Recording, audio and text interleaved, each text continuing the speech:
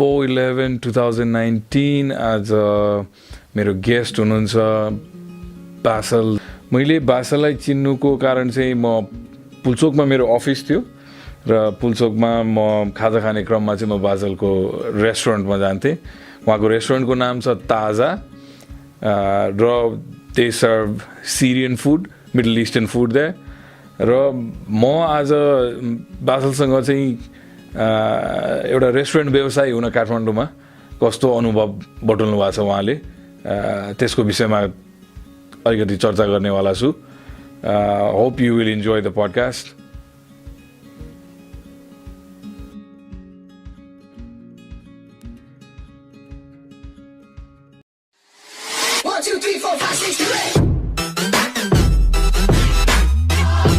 Let's start.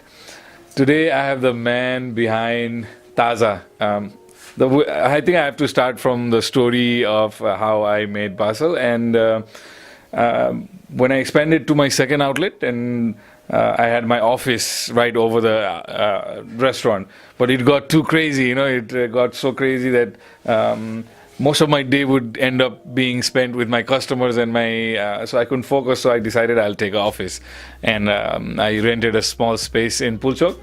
And I one day just walked out and walked towards. I was looking for a place to eat, and I saw Bassel's place. And I walked in. I was delighted to be there because I think the hospitality was so warm, and I knew the food was going to be good, obviously, and I actually enjoyed, and I think I became a regular customer for a while. Well, actually, it was annoying the way you became a regular customer. Yeah. Like, there's not even a single day that you wouldn't call and order something for lunch. I have my own It was like so much, like I don't want this guy to order lunch today. But I think it was refreshing to see something different, and I didn't expect it. That was a surprise also. And you've been in the restaurant industry since 2014. Yeah. And you faced the earthquake here? Well, actually, the funny thing is I got the place. That was early 2015, I guess. Yeah, we're 2019. Yeah. January 2015, like the beginning of the year. And so we had the place ready. We finished the setup and the interior and everything. And we were supposed to open on Sunday. Yeah. Sunday was the 26th of April, so like Friday. So we wanted to take a Saturday break, and like everything, the setup was ready. We have everything, like we were ready to open, ready to go. And so Saturday will be our break, and Sunday we'll open the place. Okay. And I don't need to say what happened. You know the rest of the story. I think we started off about the same time with our second outlet in Zomsigil, just maybe late February. So we had just been open for 1 month. So I would imagine that in some ways you were lucky that you didn't start, because you would have lost inventory, and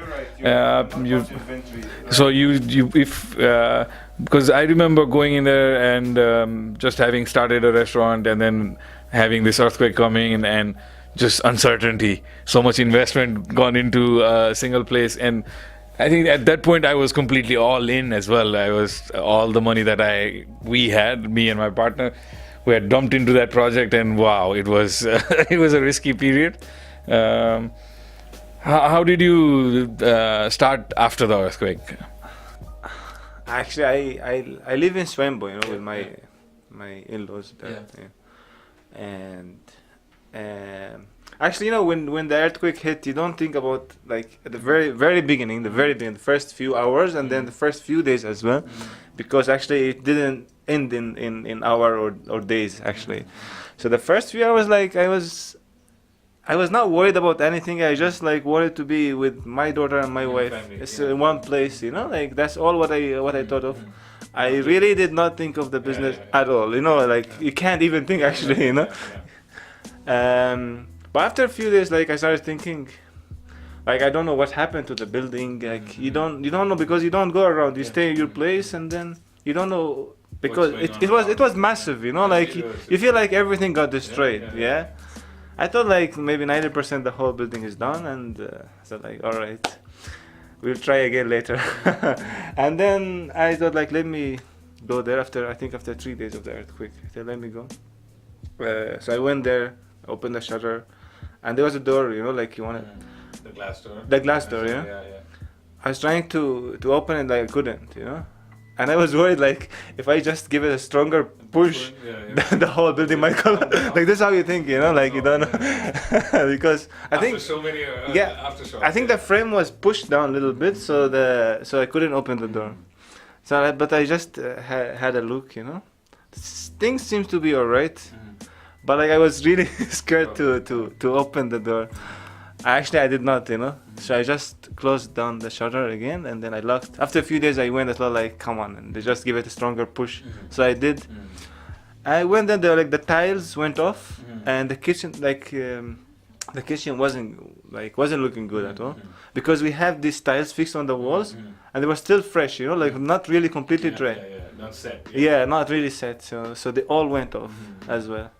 So I had to spend some money, and like later I called some guys. They fixed it in a few days, and then while they were fixing it, actually that second earthquake hit.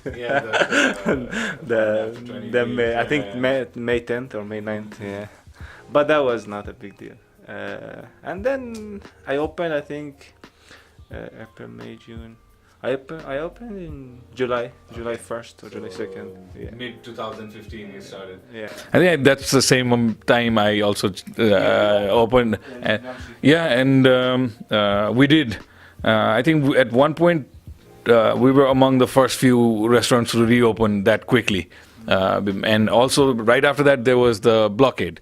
And the shortages, right? Another story. So how did that affect you? And I remember most of the restaurant around our area, Pulchowk, Lalitpur area, being closed, and we were among some of the few open ones. It was a good time for business in terms of no competition, but how did you manage with the supply and the challenges that you faced at that point? Basically, I didn't manage. I just shut up. A few competitions for us also. Actually, the thing is, the kind of food I serve. I mean, you guys, you have different. I have a different menu than the most of the restaurants, and the thing is, like,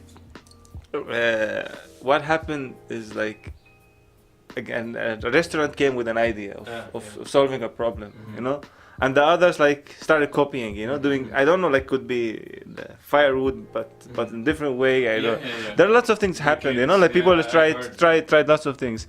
So like when I come to try the same thing, it didn't work for my way of cooking because it's different, you know, food is different. Yeah, I tried to like we have the shawarma, you know, the machine and the things.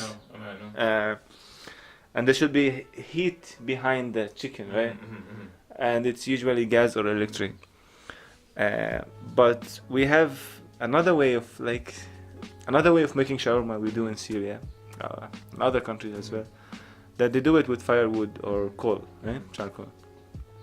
So we usually put it vertically, you know. But some of those who do it with the charcoal or firewood, they do it horizontally. Okay. And they put the firewood. It's like an oven. Yeah, it's not like it's like the machine is like that straight, you know. Instead of having the heat from here, you have the heat down and you make it like sleep, you know. So I thought like I should start doing that, you know? So I designed something very fast because like I shut down the place and then like you still pay the rent, you know, and you pay wages for the staff, and like such a loss, so I designed something. I came up with something very fast and then like okay, I designed like a way of making the shawarma that way, you know, not this way, and then. The problem was the smoke, you know. My place was not ready for such operation, like you know, because we run place on gas, and the smoke was too much. So like, you get food served, but you get nobody coming and dining in because because the smoke was like way too much. Ventilation system was not ready for such operation, and I thought like I did not actually reopen that way. So like this idea won't work. So I shut down. So you waited it out? I waited until the time where we had the black market. Black market started. Yeah, so That's how we were rolling too. I know how much I was paying for the. I don't know if you remember in the very beginning, the first few weeks, even black market did not exist. Even if you. into it really quickly because I guess I had more. It's the connection, I don't have connection. I completely understand. Yeah, and it was not only the one. Like there were some local guys, they didn't even have connection. Like some local Nepali guys. I remember that I queued for gas somewhere in Basundara around this. This is what the company. Basundara, Basundara, what the supplier, the gas supplier? Not Nepal gas, the Om gas. Om gas. They started giving coupons, and then I don't know. So my wife, because my wife is Nepali and her relatives, So we're trying to go through the legal process, we don't want legal process. Well, that was legal process, and then I thought I need to yes, you're running a business. You came to a new country, and I was really excited and motivated. I really wanted to go to the end with it. We can't just start and stop in the middle of it. It's just you stick the course. So we have to struggle, and I thought all right. But the queue was massive, the queue was unbelievable. People were queuing, I don't know, for kilometers, and then we don't. The thing is, they haven't started supplying and giving gas, so you have to queue. So I remember that we had to queue for days, So because I'm foreigner, they didn't let me sleep because I had no problem.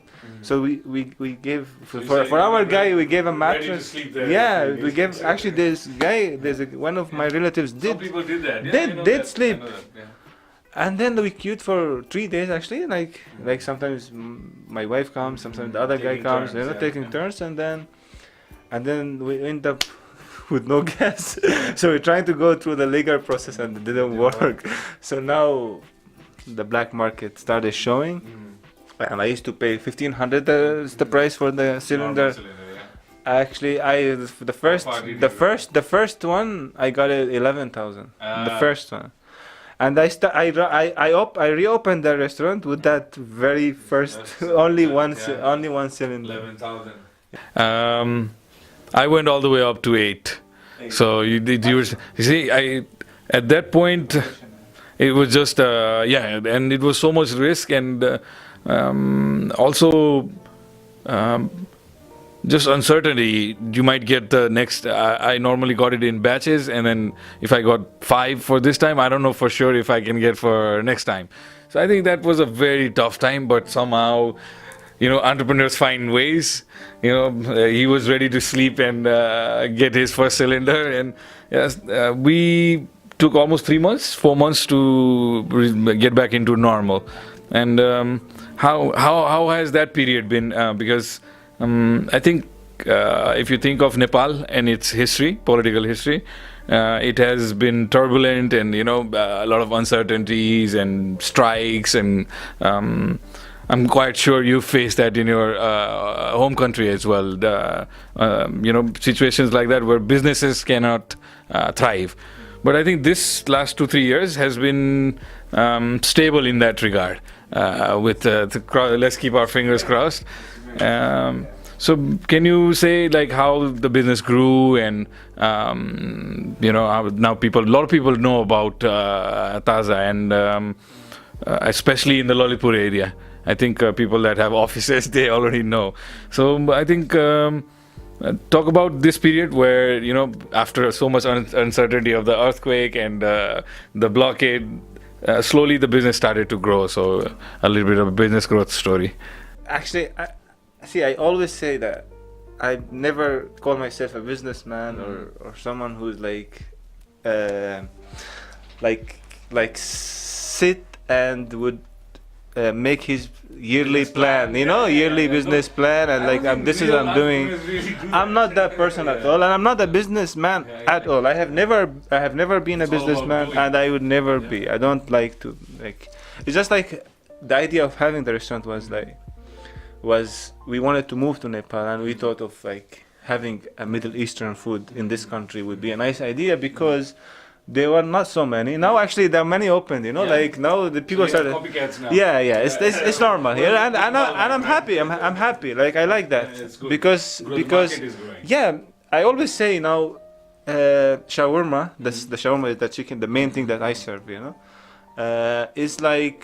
It's like momo for us, you know. It's like the way we, yeah. It's like something to grab and eat and quickly, you know. It's like, but here in Nepal, because it comes from BDC, you know, it comes from a foreigner. It's like the thing is like it's something fancy, something that you have to come. You know, you used to have it for lunch every time. You just come give me one and then I deliver it to you. That's it, you know. It should be that way actually. Yeah. But like, you know, expect something from coming from foreigner is something fancy and something must be expensive. Like, and that's something that I really don't like. You know, it's like it's affecting my business by the way. And I always say we need to have more places serving the same food. So people know. Like how many restaurants serve momo here in Nepal? You know, Every hundreds of thousands. You know, and still momo's business is doing well. You know. Yeah. I wanted to reach that. Actually, the momo business is always better than any other business, right? Absolutely. Our number one food seller is chicken momo. So here's the point. Like having 10 more restaurants serve the same food that I serve, it will always improve my business. I always look at it that way. You know, it will never harm my business because we'll get more people. We are here in Nepal. I need to depend on local people for my business. Not always foreigners actually, they are started like they are the first one who started coming to Taza. Right. And because we have the United Nations House and the INGOs around, you know. Yeah, even for me. Because I am if you only stick to that market, like people like me or the foreigners, the expat community, then what happens is you're only catering to a niche. And just like you're saying is, you cannot scale that business and you cannot really spread the idea. You stay limited. Maybe for a single store or a single restaurant, it may be feasible if it is a family-owned lifestyle business. But when you're trying to scale, then you have, like for us, we have to sell momo. There's no other way. So please continue. Absolutely right. So you're happy that I'm happy. I've been seeing many places opening, but then the thing is like most of them they close after a few months, you know, like a few. But I always like every few months I hear like this guy opened somewhere, and I said that will always be good. But I was saying about it's good. We will bring the local. We are in Nepal. We need to actually eat. The business that we'll be getting. I mean, you'll be having a successful restaurant when you have more local dining in. I believe. You know. When the locals are. Yeah, when locals, because they're the ones, you know. The foreigners, especially in the area, like in the area where the place is, they're not tourists, you know. The place that foreigners, that's the officials, and they come here in Nepal. Most of them they come for short missions, like 3-4 months, maximum 6. Okay, and then like these guys, they will come every day for lunch and dinner. And then all of a sudden they disappear. You know, you don't know where they are. And then a new one comes, and then like they need to know about the place, and that's like it's great. You know, like foreigners loves the food, and they come, but local what we need.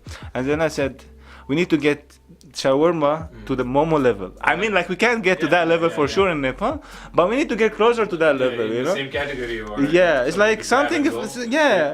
And that will really help. You know, it's like. Nepali in the beginning, they came with the foreigners' colleagues, you know, like you have someone working in the United Nations came with his foreigner colleague and with the Nepali colleague, and then that Nepali like the food, tell his other Nepali friend. This is how it's.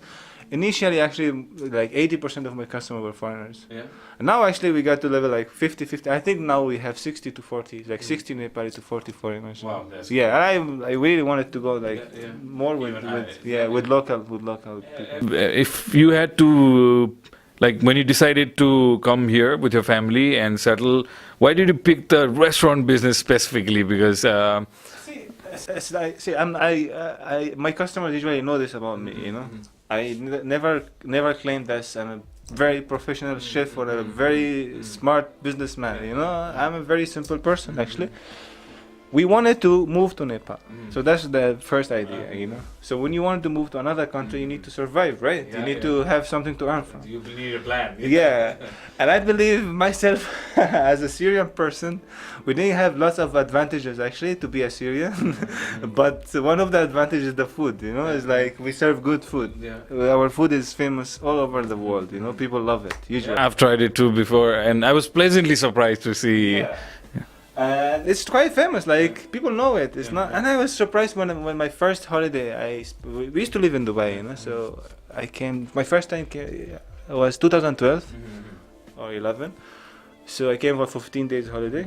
And I know, like you go to Tamil and Pokhara and things, and then I was like not so much familiar with the Nepali food, and I was like asking my wife to take me places. So she took me to Tamil. I was looking around, like I could not spot even a single Middle Eastern or Syrian or Lebanese, whatever you call it, restaurant. I could not spot it at that time. And then that idea was always here, you know. I thought like opening Something struck something. in your Yeah, eye. that would be nice. So I thought like that would be good. That's great. Yeah. So actually we started. I started with the Syrian chef, you know.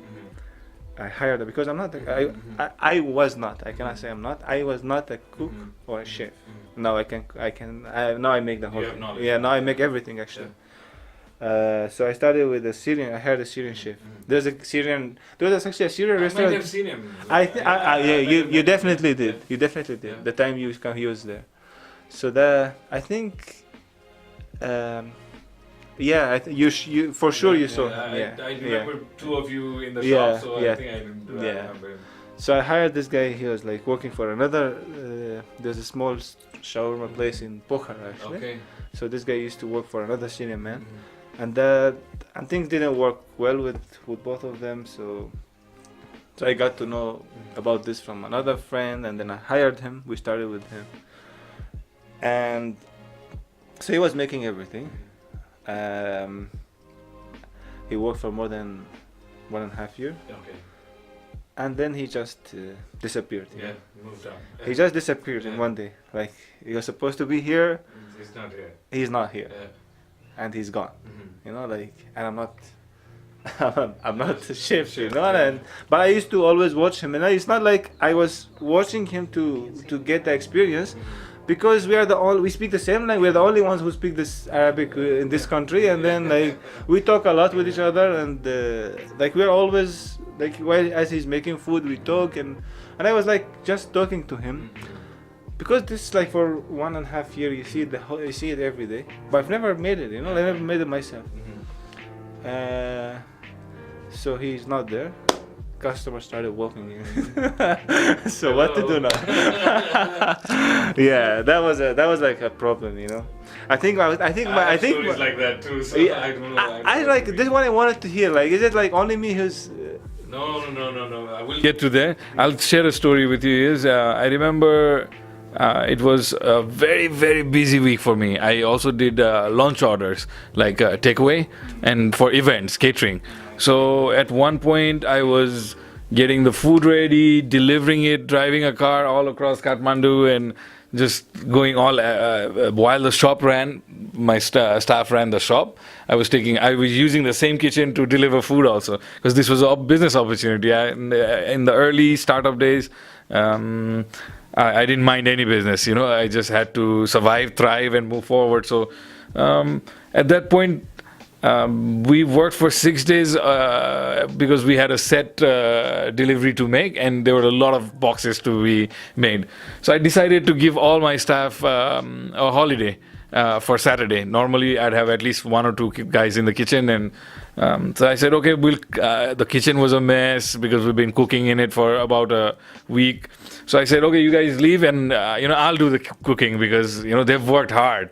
So me and one of my friend, one of my uncles also, I think he also used to come and eat at your place with me. Okay. And we decided, okay, we'll give the guys off and we'll clean the kitchen. And we started cleaning the kitchen, and we said we're not going to take any orders till evening. But right about 2 o'clock, somebody shows up and he's really persistent. Like, okay, I told my family I'm bringing food. I'm not going to disappoint the customer. Who's coming in. And so I remember being in that situation where I don't know anything about how to make that dish, or I've never even had it myself.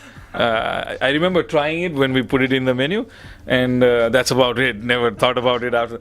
Now I'm in a situation where I have to cook that for the entire family, about 17 people or something. So, but we pulled it off. When you see get in that situation. So I was getting information from my helper, who at least knew a little bit more, but he wasn't gonna cook. So I was like, okay, you tell me how to do it, and I'll do it. Doesn't really know what he's doing, and neither did I. So I think we share that where if a situation arises like that, then I think we just tap into our entrepreneurial DNA and we start getting into for the survival. I think the mode kicks in and you're ready to fix that situation one way or the other. Right. Let me say also, let me ask you, what kind of similarities do you see in our cultures? Being a Syrian and me being a Nepali, I don't know a lot. So, is there any? If you see any, and if I can relate about family. I think I see one. I was about to say that actually. It's like this is one of the very few things. It's like it's the family things. We live together as one family. It's like it's like not in the West. We are not Westerners actually. We are Middle Eastern. People think that we are Western. Like when you get to when you're 16 or 18, you have to move on. You have to leave your family, and so the family is attached to each other. Like joint family. Yeah, really joint ones. And the culture actually, I don't know. Is I really can't. The food is completely different. It's like the history is really different. Even the religion is like way different. But one was family that I when I was thinking I would ask you this question, and one thing that popped up in my mind is I've had Middle Eastern friends when I was in US. So, I saw that commonality between us is that family is very important and we live in joint families supporting each other. And even if we get into business also, we get with the family. Right. It's usually, that's where it starts. I think that's a common enough. Sometimes it's not. Well, actually, sometimes I really feel like I really need family here. Like I have my family, my Nepali family, but since I'm serving like Syrian food, I just think sometimes if I have my mom here with me, I would do great, like really amazing. The food that she can make, or like the help that they can give is really And actually, this is how I run my business now. I take risk. I told you I was not a chef, and then customers started walking in, and then I had to make the food. We've been talking about that, and I had to make the food. I don't know, maybe customer got disappointed for the first few weeks, but later, well, actually, you know what? I don't know about the guy who walked in the day that you told me. But I don't know if you got any feedback from him. But like you make the food the first time that you make it, and you think that you're making crap, like making. And imagine that the customer eats the food, and say like, "Wow, it was nice and amazing," like. I know. Are you serious? Do you know what you're talking about?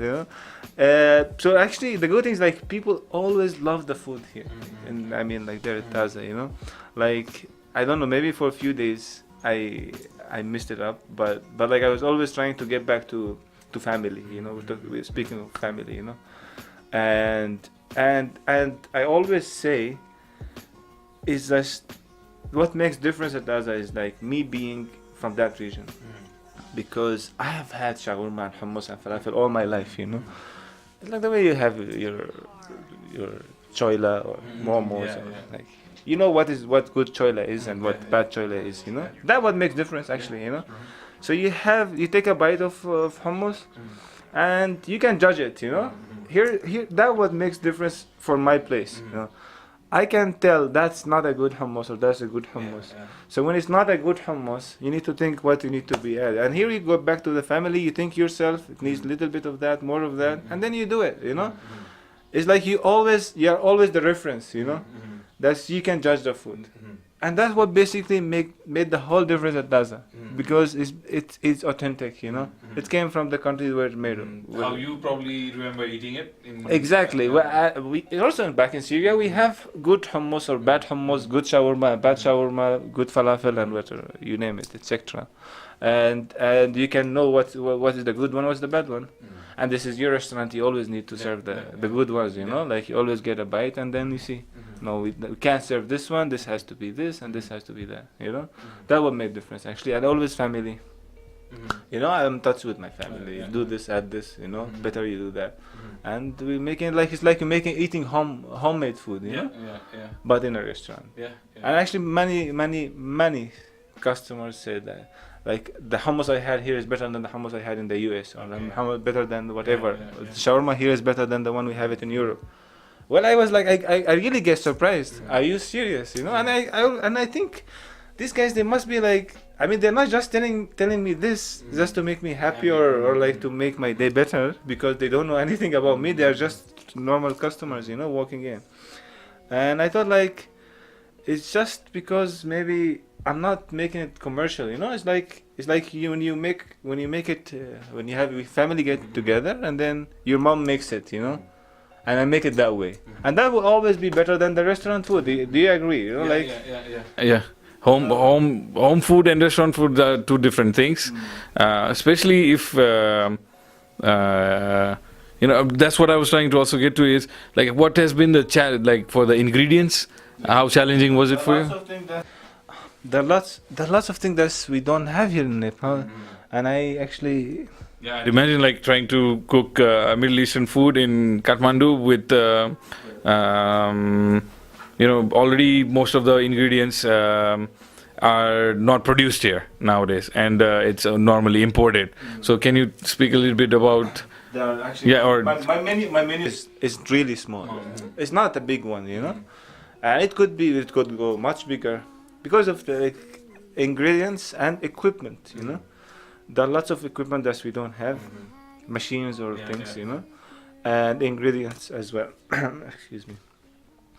There are main things that without them you cannot even start a Middle Eastern restaurant.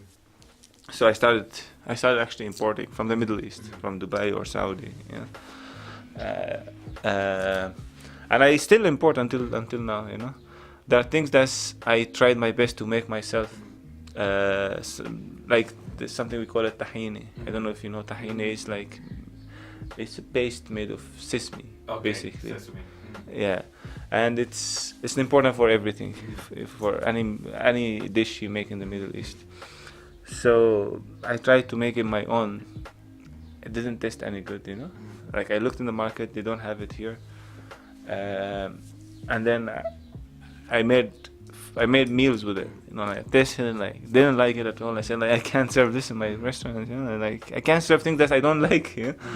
How can you face your customer? You know? How can you like when you're comfortable about your food? It's like you can say like this is it how it is, and you think it's not spicy. We don't eat it spicy, but if you wanted to make it spicy, we can make it spicy for you. Like you can go to that point. But when you're not convinced yourself about the food, you know, you can't. So I thought like I better import. I started importing from Saudi, you know. Many like this is one of the things, and so many other things, you know. There are some also kind of herbs and spice that we don't get here. I always import that.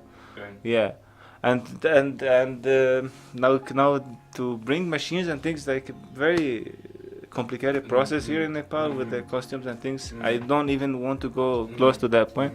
So I just now do what I can do, you know. Yeah, improvise. Yeah, right. And share a little bit like challenges of working in Nepal, because I know there are many. If you had to think of some of the most difficult things you've faced as a restaurateur, as an entrepreneur, Can you share some of those? Because I have many. I'm quite sure you have many as well. This question, like, it's like I didn't even have to think of an answer, you know? Like, lots of things came into my mind immediately. I wanted to start answering before you finish the question. Please tell me. Well, actually, it's like I have been and I'm still struggling. The staff, man. This is like, it's been like 4 years. Been running the business for 4 years. And actually now I've finished from this interview, I'll go back to the restaurant, start cooking, myself. That's what's gonna happen, you know. I don't know, there are many reasons, like they don't stay for long. They work for a week, 2 weeks, a month. If you're lucky, you get guys stays for 3-4 months, you know, and then quit the job, you know. I can't believe, like, after 4 years and having another outlet in Labim, I'm still cooking myself. I couldn't find that guy who can stay in the kitchen, and I know that difficulty, and I think it is at the top of any restaurateurs list in Kathmandu, mainly because this is my experience with this is people that have knowledge about the hospitality industry. They've gone to college, paid a lot of money, and gone to colleges and universities to get a degree in this, and those people, they don't want to work with us. They want to go abroad. The ones that have maybe one level low skill, they want to go to Dubai, they want to go to in Qatar, they want to go to Malaysia, they want to cook in Japan. I've lost some of the best people I've trained, some of the best servers, some of the best cooks, all to foreign employment, and it's a sad situation for me also, and retention of talent has become very, very difficult, and instead the government, instead of helping this situation, is actually promoting it and actually telling everybody, get the F out of this country, you know.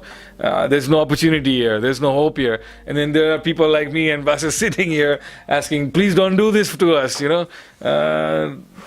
I have almost 75 people with me right now, and I feel that I can add maybe one more zero to it. I can scale my business even further, create 750 jobs maybe. But now I have to think, is it going to be sustainable, because I need people to run it. I can't, like, just like you're saying that you're still cooking, and I'm also still in so many ways engaged with my business after 7 years, because the ones that have the skills and the talent and the capacity to work with people like us, they don't want to stay in this country, and that's the sad reality of Nepal. I look at it sometimes like you hate, you know, when you okay, like especially for me, you know, you get a guy, you train him, he's super nice, super good, very smart, very fast, does it right, and he just says like, I'm leaving next week, you know. And then when you look at it, actually, you know, you need to be fair, you know, like, you cannot just say, oh, why are they leaving? Stay in your country, do something, you know. Well, actually, it's good to stay. I believe, actually, if you can do anything in any other country, you can do it in your country. I mean, like, if you can be successful in Dubai or America, or I think you can still be successful in your country. And but you're a living example of that, where if you put in the hard work, it doesn't matter where you come from. I believe in this, actually, but you cannot just, you know, you cannot just explain that or convince a very young guy about this point. True. And actually, they're looking for something bigger. Yeah, and I actually green pasture, like, you know. They think his life is easier there, and like actually maybe they can make more money there or whatever. Like I don't blame them for that. I still say some do. Yeah, and that's the reason that's the attraction is there, because they'll see their neighbor go to they'll build a house or do something. The culture is pushing the young guy to leave. Yeah. One of the very good guys. Now, actually, I don't even remember. I've hired guys that I can't remember. You know, like, it's one place. I'm not talking about many branches. You know, I'm talking about one place, 4 years period. I think I have hired more than 45 guys. And now I don't have one of them with me right now. You know, 45 been hired. Worked for a few weeks, but I remember now one of the stories that's one of the very, very good guys, you know. who worked, and he was like doing it very good. And then he said, I wanted to leave. Where are you going? You're going to Gulf, Saudi, Qatar, wherever, or Dubai. And then he saying, I asked him, why do you want to go? And he said, my family I don't want to go. My family wanted me to.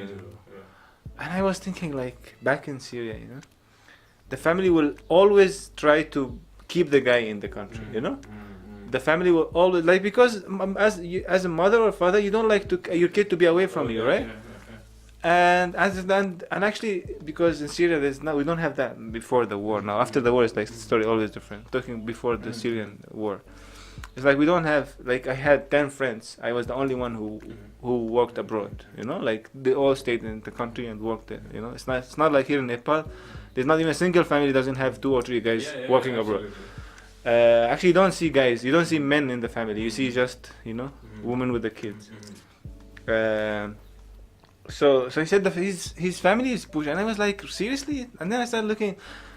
He said, like, they have debt, that needs to be paid, and like getting 10 or 15,000 every month, that won't help anybody, Like I said, we go there, and maybe in 6 months or 1 year we can pay it back. And I said, like, that makes sense, Like I can't just because of my business think like these people are bad. Well, some guys that are very good, and some guys that are really useless, that they don't want to do anything, you just don't want to work, There are lots of these guys as well, that, right? I know. They're very good guys. They need to be fair, actually. They were very good guys. They left the job because of circumstances and situations not out of their hands, But there are also big amount of other guys that they just don't want to work. They don't want to do anything. They think it's just if you go to the other and they wanted to be boss from the first day, Like they're always looking of that job, that's sitting behind the desk and having the computer and laptop in front of them with the mouse, and ordering people. Right, like you can do that, but this cannot be your first job. Never, right? This will never be your first job. It's a long way before you get there. Absolutely, and they were always, and these guys, I'm sorry to see such people actually. These guys will pull back everything. Will pull back the country. Will pull back the economy and environment. And there are many of them. And I think you agree. I know. There are many of them as well. And it's just that. Even in my case, there's been a couple of people, at least a handful of people, I would say, that I've been able to convince to stay with me and be a part of our growth also. And I have so much pride in these guys because at least out of so many people, like you said, 40, mine probably goes all the way up to over 500 or 1,000 people that have come and gone. And one of my staff guys with me in accounts used to joke that, is your plan to give job to the entire youth of Nepal, because everybody comes through RedMud and goes. It was just making a joke, but so are you Nepali? Yes. Have you worked at RedMud? That's a good situation for me. But it's a sad state, and also in the restaurant industry, normally in any foreign country, I would see a lot of students used, like serving job or working in restaurant. I delivered pizza in US. I worked in a restaurant, Indian restaurant, a Pakistani restaurant, and that has helped me now. And I think that culture does not exist here, that, if somebody is 16, 17, you could use a couple of, decent 17, 18-year-old guys that are legal to work. But that culture does not come in. Normally, the kind of people we get are from outside Kathmandu, and they're trying to make a living here, and they're always looking for the next big thing. So it's very difficult to retain these guys, because we are just a bridge for them from, let's say, any outside district, rural district. They come to Kathmandu and they're looking for opportunities. Meanwhile, they'll work in a restaurant or, do a few odd jobs. And then the first opportunity they get to, I always say, I started joking with my team that if I'm going to hire people, I'm going to ask them if they have a passport or not. And if they say yes, then I'm not going to hire them because they're going to leave. That's a good strategy.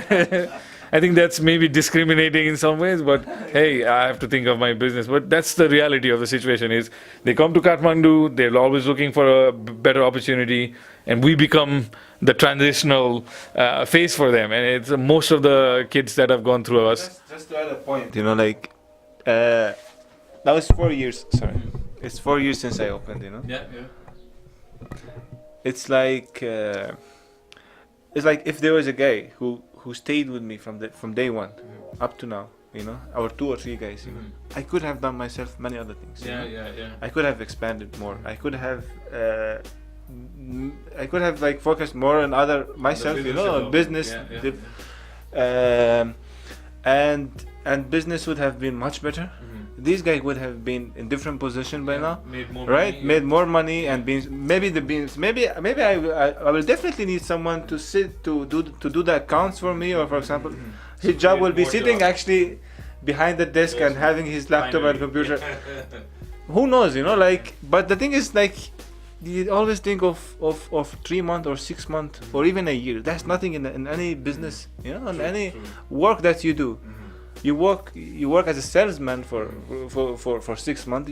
That's nothing, you know. That's not gonna add anything. If you work for if you're a salesman for 3 years, that's different, right? Now your experience, right? Yeah. So there could have been a good future. I cannot just guarantee it. I'm not sure, you know.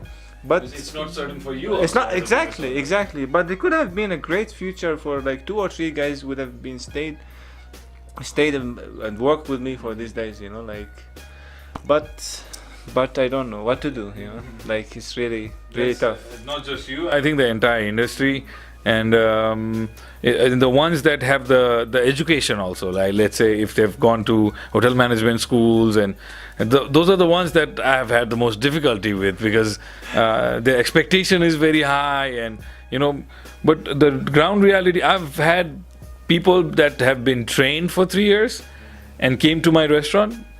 At a point when I was doing a lot of those lunch boxes, I put these guys in the kitchen for 2 days. They quit because they don't know what it's really to be on a grill and make 70 burgers in 1 hour, you know. So if they don't have that capacity to grind it out and, you know, be in the heat, the grime, then don't get into the restaurant industry. Seriously.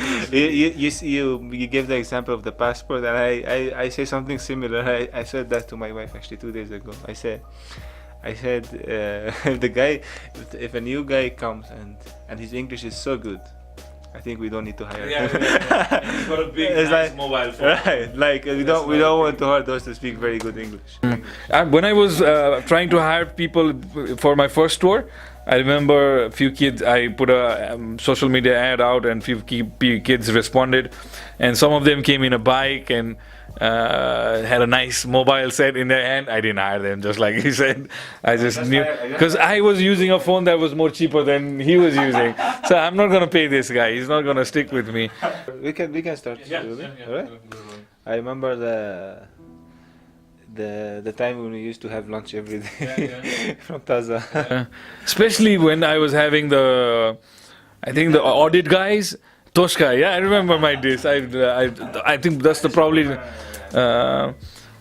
I remember I had some of the accounting and the legal audit guys in my shop. I think that week we ordered a lot of food from your place. And everybody was. I think we ordered once because it was close by and quick. And I said, "Okay, guys, you want to eat something before we go out?" Yeah, and we ordered it, and they like it. And they stuck with me for maybe another 1.5 week or 2 weeks, and I think we ate from your place for the whole every day. I remember that there's one day that you didn't order, except the Saturday because we were closed. It's like almost every day you order lunch from there. And it was a change for me also, because when you're in the restaurant and you're like, I order a lot of Thai food nowadays, because for me I have to switch. I have to go to Newari, and then for a while it was Taza, and then, you know, I think I'm a foodie, you know, from my heart. I enjoy Newari food. I like different cuisines. I'm not scared to try new. You know, some people won't walk into your place, like you said, because they feel that, oh, this is foreigner food, or, you know, this is not us. If you can tap into that market, then your just scale of your business can be so much bigger. So I think hopefully people that are watching this will also go to Pulchowk, find Taza, and try out the food that we're talking about. But I think that culture has to come in, where people start to try different food. There's me, but there needs to be, I think a small culture is there, but if it can spread all over Nepal, then I think it's a good opportunity for any restaurant. Sometimes like random guy, you know, walking and then like looks right, and then say like let me get in, you know, and then doesn't know what the restaurant is like, doesn't like expecting to have a plate of momo or something or whatever, and then and then when I come I say namaste, hi, you know, I give menu, and then they say like, where's the waiter? I am the waiter. I would take your order, you know, no problem. And you know what? Like I just go for, I would just go to bring water or something, and that guy would just disappear, you know, like scared, you know, like no, how can I order food from this guy? Like, what do I tell him? So it's you know? a culture shock. Yeah, it is just like this happens, but not very often, but it happened many times, you know, like they just leave, you know, like no, I can't order food from this guy. You know? Awkward. Yeah, really awkward. Which is, I think, slowly changing. I think the Kathmandu kids are definitely aware about different cultures, and they're tech savvy, so they know, they're checking things out.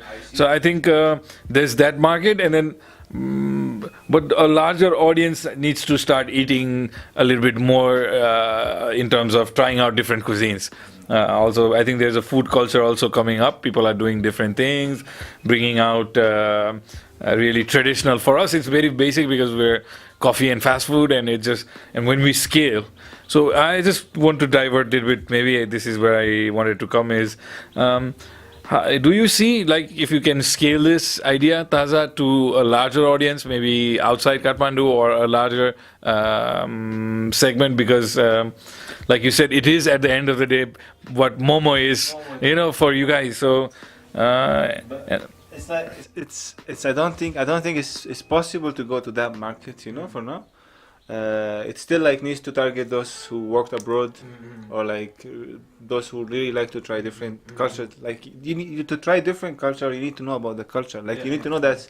But there are people, they don't even like there are lots of people that don't even know what's behind Nepal. You know, like what's behind Kathmandu. Like it's just they live in that circle, and there are many as well. You know, but to go back, I mean, to that level, I think like they really need to take ages. They really need to be. Also the price point. The price point, they need to be right, because it's momo. You know, you get a plate of momo with 80 rupees. You get with 70 rupees some places. You know, and you get a plate of momo for 300 or 350 rupees as well, right? It's same for shawarma. This is in our culture. You know, it's like back in Syria or back in the Middle East. It's like we have. Yeah, it's like we have this. We have a wrap that's full of salad and less chicken, and we have a wrap that's more chicken and less salad, and the price. And this is what I need. That's why in the beginning we said like we need to have another places serve it in different way. This guy will say, okay, I had it in Taza, it's like that, and the other guy will say, no, they do it. They have more sauce. Versions of it. It's like that's will help. Now having more outlets is great for me. Like I think that's the start. You know, that's good. But actually, I wanted to ask you, you know, because when you used to come for lunch, I remember that we had a conversation. Actually, the time when you were just, I think you just got the place in Banishore. And it was not open yet when at the time we were there.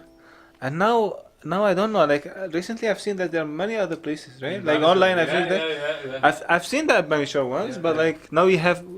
So you had two that time when we were there, and then Banishore was opening, and now like we have only Banishore, and they open other outlets. No, after that we have we have total 6 outlets.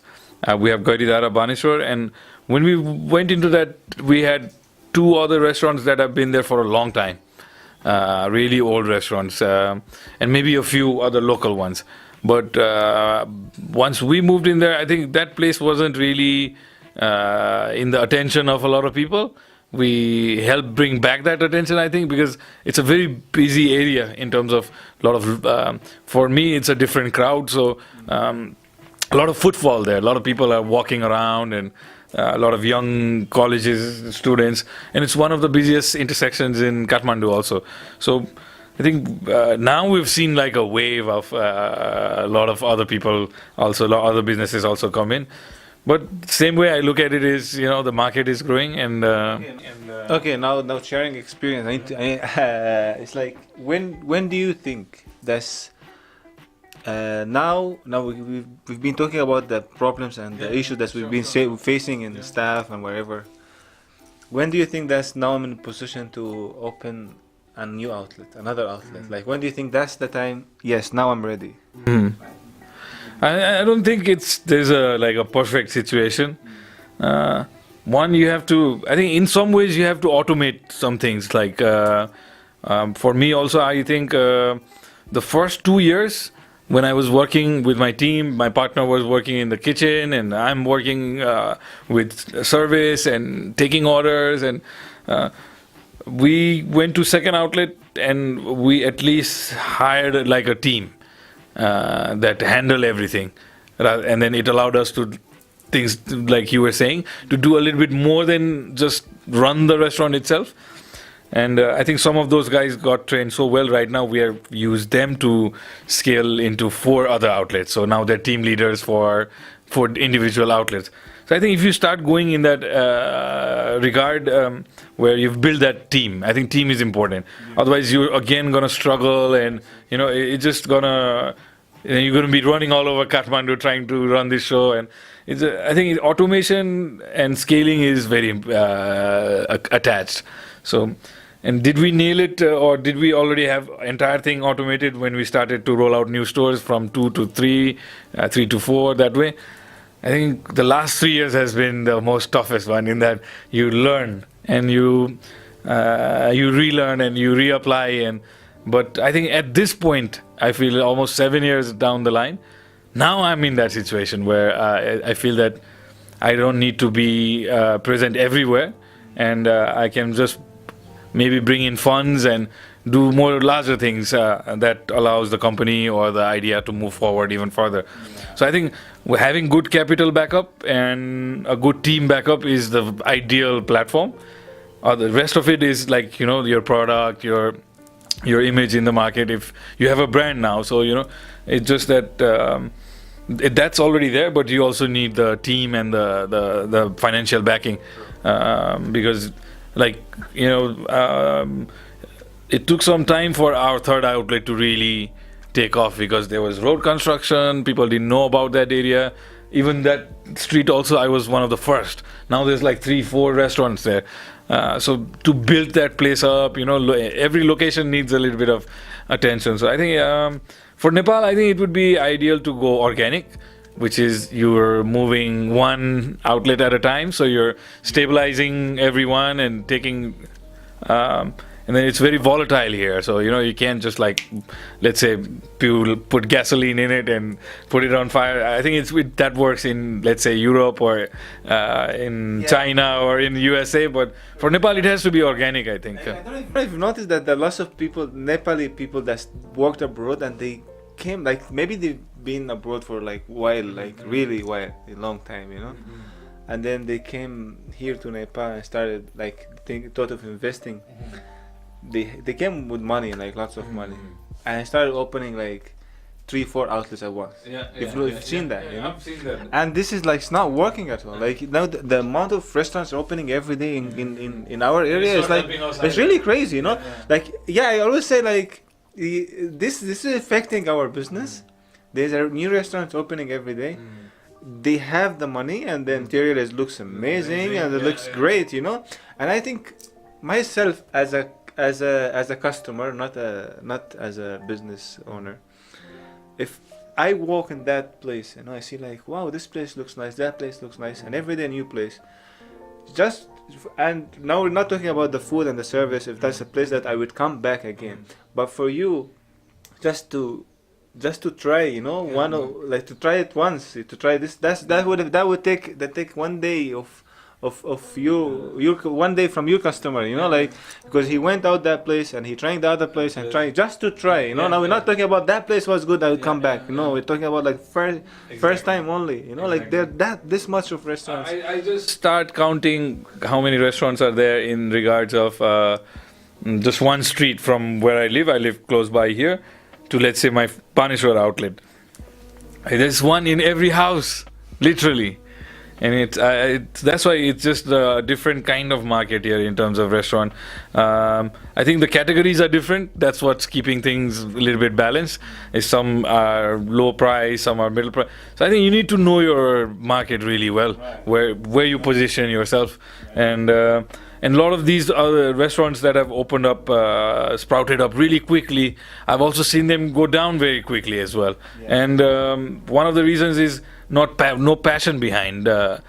Just because I see Bassel doing really well with Middle Eastern food is no reason for me to go out and start cooking shawarma and start.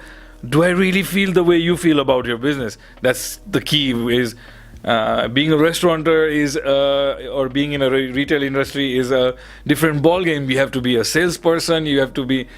So I think a lot of wrong people have opened up restaurants. I see some that are passionate like you, and I've met a lot of people like that also that enjoy what they do, and they're growing also in that regard. But then there's a whole bunch others that have just started because, like you said, they have money. They see. I've heard people say things like, "Oh, it'll run with my PR," which is your public relations. I heard this a lot. And it doesn't last. And I've had people call me and tell me, "Do you want to buy my restaurant?" So I know this is for a fact that they invested so much money into that place, like you said, the decoration and but the place doesn't have a heart. And a restaurant or a place or a company or a business that doesn't have a heart and a soul behind it doesn't go too far as well. But then that's a huge investment. I've seen people put in like crores of rupees into a restaurant and not for 6 months. Yeah, Or a year. and it'll do well for the first 6 months. How would you expect your business to do anything? Not well, to do anything in 6 months or even a year, Like how would you expect? It would be a nightmare. One of the guys that they opened restaurant and didn't work, obviously. I said, like, what made you think of opening a bar or a restaurant? He said like, we have this group of friends, like we are many, and we hang out. We go like place to another place, we drink and eat, and we are many of us, And I thought, like, why don't I open the place and we all hang out in my place, And that was the initial idea of him investing in a business, And he's from rich family and he didn't care, and that's another point. When you're backed up, the money really does not matter. That will make you give up in no time. That affects people like us or anybody who's in this because they want to make a living out of it. They have a family to support. They have a bank loan to pay. A lot of people have come up to me and said, "What motivates you?" I say, "The bank loan motivates me. I gotta pay it back." That's the motivation. This many times, I said to many people, my place would have been closed, actually, right after the fuel crisis. By that time, I would have shut my business and quit the business and give up. If that was not the place where I eat from, where I earn money from. If I have any backup, or if I have a salary coming end of the month from any other resource, I seriously would have shut it down from the fuel crisis 2015. But that was because this is our earning. This is what we need to make it happen. We need to. The struggle is like, you don't need to talk about. Struggle is really too much. It's really too much. I've heard other entrepreneurs using words like, the poker term, "you're all in." Once somebody, I think a successful entrepreneur or a driven entrepreneur is the one that is all in, where he's like, for you and me, it's a matter of family, and so if you're in a business like that, then it's blood, sweat, and tears. It's a struggle, and a lot of the copycats that I've also seen come up. Let's not take names, but it's not. I'm not saying that I've also not copied somebody, but it's just that I was inspired by success of some people. Definitely, I look up to Bakery Cafe, the founder of Bakery Cafe, because when I was young, that place was where I hung out as a young kid. So I wanted to build something for maybe the generation now that doesn't have a lot of money and. But wants to have a nice cup of coffee, hang out with friends. So that was the motivation behind it. And But then a lot of people have done this because they've made good money in XYZ business, which is, I remember somebody that sold a lot of cars, used cars, made a lot of money. What do I do next? Let's open up a coffee shop, you know. So if you're going from that angle, then it's a different story. It's just money for you, and then like they'll hang out in the same place. So you're finishing up your inventory yourself as well, you know. I've seen that a lot. And especially in the restaurant industry, if you're there and you're just consuming your own inventory, that's not really business. It's like his thinking is like the money we spend there, the money the 15 of us spend the other restaurant. Why don't we spend it in my restaurant? And that was like the idea. That was the main idea of you to invest and open a new business. Now, like this really didn't make any sense to me. You know, like the 15 of us will make us run a restaurant. Like he said we spend lots of money here and there, but it's just the 15 of you. You know, like what after. You know, there's so many that have gone belly up because of the situation like this. And that's a wrong reason to start a business, is if you just feel that just because you spend money on a clothing item, let's say, or a clothing brand, now you want to go out and start a clothing brand.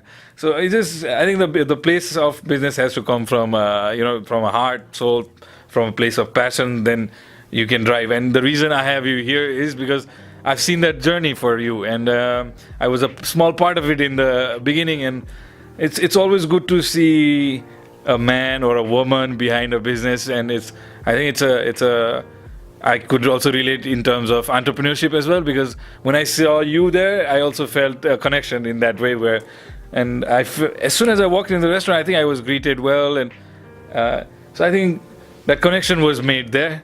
Same here actually. You remember the day we had a conversation? I was sitting with my wife, and then you came. Actually, you made me feel better. And my wife and I were really happy. We were like going through the struggles, like that's always, you know. But that day was like in the past week. There was like we went really through big struggle, and then you came and I started talking. You had that time. You had your lunch in the place. You didn't take the office. I actually remember this day. Now you're going to describe. For half an hour, and he started telling me how you started and the struggle you started at the beginning, and I remember that said he didn't have a place to. There was the place you didn't have a place to sit and do your accounts and things, right? And then they said now where's the washroom there with the places? It is. Yeah, I said, I remember this story. And that's like this has never went out of my mind. That was like really this gave me a really right push at right time. You know, it's like it's just the beginning, and we really life is full of struggles. You know, not only the business, it's everywhere. So we have to go through it, right? Like, and that one is like in the beginning also you should not expect this your business will be like. And it helped actually, seriously. Thank you for that. Actually, it's too late to thank you after 3 years because I didn't know the value of it at that time. When you tell this story, I had no recollection of it. Maybe 5 minutes ago, but when you started describing, I just went there, and I remember that day. I remember what I ordered that day, and you do these small things, and you make friendship like this, And we're here together, and that's great. That's great. That's great. I think I'm going to end this podcast here. I really want to thank Bassel for coming. And it's a pleasure being here. I wish you best. And I also want to say something in terms of a message that, we struggle with people, like we've said, is trying to retain the young people here. So I think we both stand here as a example of struggle. And if we're getting any recognition or any reward, maybe not financially right now for both of us, we're both in bikes, So I see we're in the same journey. But I just want to say that we're sitting here in this sofa, in this studio, and talking just so that people out there that are watching can see that what it takes to run a restaurant. It's not easy. If you want to get into this business, you really need to come in and grind, like some of the stories Bassel shared with us, and I have so many of those. That's a wrong place to start a business. And also as an example that, if you put enough hard work and give enough time to a certain idea, then it's good to see your restaurant growing also. And we both stand as an example of that. And I'll pass the baton to you. Any message for the young people that watch this show, and before you leave, something nice? It's the message it was said during the conversation. It's like I said, it's good to be abroad. It's like, especially here in Nepal, not lots of things to do as a young guy. But I repeat it again, that if you could do something wherever, X country, US, Dubai, wherever, you can definitely do something here in Nepal, And I mentioned some examples, It's like leaving the country should not be the only idea, It's like that's have that option. Have it as an option, right? Yes. But it's not the only thing. It's not the only thing. And for sure, for real, if you just work from your heart, you can definitely do something in here. Yeah. There are lots of things to be done. Yeah. That's for sure. All right. Thank you you very very much. beautiful, Thank you bro. again. Thank you. All right.